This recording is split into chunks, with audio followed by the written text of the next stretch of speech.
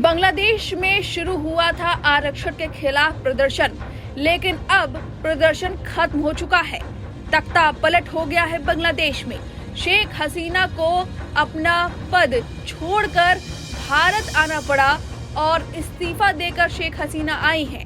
नई सरकार का गठन भी हो चुका है, लेकिन जो नहीं थमा है वो है हिंदुओं पर अत्याचार। लगातार हिंदुओं को टारगेट किया जा रहा है, चुन चुनकर उन्हें मारा जा रहा है, मंदिरों को तोड़ा जा रहा है, महिलाओं के साथ बर्बरता की जा रही है। और अब बांग्लादेश में पैदा संकट भारत सरकार के लिए बड़ी चुनौती बन चुका है। बांग्लादेश में नई सरकार के गठन के बाद पीएम मोदी ने मोहम्मद यूनुस की अगुवाई वाली अंतरिम सरकार को साफ संदेश दिया कि अल्पसंख्यकों को सुरक्षित कीजिए और उनकी सुरक्षा सुनिश्चित कीजिए।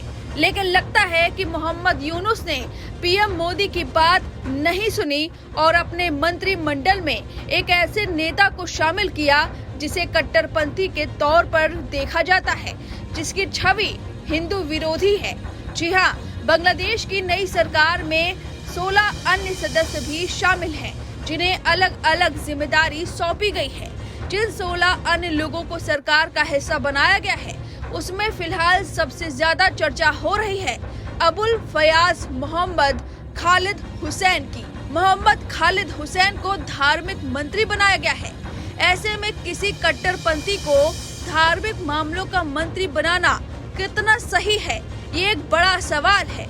जब हिंदुओं पर अत्याचार हो रहा है तो उस वक्त एक ऐसे मंत्री को मंत्रिमंडल में धार्मिक मंत्री बनाना जिसकी छवि ही हिंदू विरोधी है, यानी कि साफ तौर पर पीएम मोदी के अपील के बावजूद यूनुस सरकार ने खालिद हुसैन जैसे कट्टरपंथी को इतनी बड़ी जिम्मेदारी सौंप दी। ये साफ बताता है कि यूनुस सरकार का झुकाव ऐसे लोगों के प्रति ज्यादा है जिनका इतिहास अल्पसंख्यकों पर अत्याचार को बढ़ावा देने का रहा है। आपको बता दें कि बांग्लादेश में शेख हसीना की सरकार के जाने के बाद से ही इस्लामिक कट्टरपंथी हिंदुओं के खिलाफ हिंसा कर रहे हैं। स्थिति इस कदर बिगड़ती जा रही है कि कई इलाकों में मंदिरों में तोड़फोड़ और हिंदू समुदाय के लोगों को निशाना बनाने तक की बात सामने आई है। इस बीच ऐसे मंत्री को धार्मिक मंत्री बनाना बड़े सवाल खड़े करता है। आपको चलिए उनके इतिहास के बारे में संक्षिप्त में बता देते हैं। खालिद हुसैन एक इस्लामिक कट्टरपंथी देवबंदी मौलाना है। बताया जाता है कि खालिद हुसैन हिफाजत-ए-इस्लाम बांग्लादेश नाम से एक संगठन में जुड़ा हुआ है।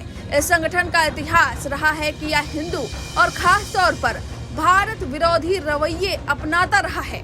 कहा तो ये भी जाता है कि हिफाजत-ए-इस्लाम बांग्लादेश को अफगानिस्तान की तरह बनाना चाहता है। इस संगठन का इतिहास हिंदू विरोधी हिंसा में लिप्त रहने का है। खालिद हुसैन इस संगठन का उपाध्यक्ष रहा है।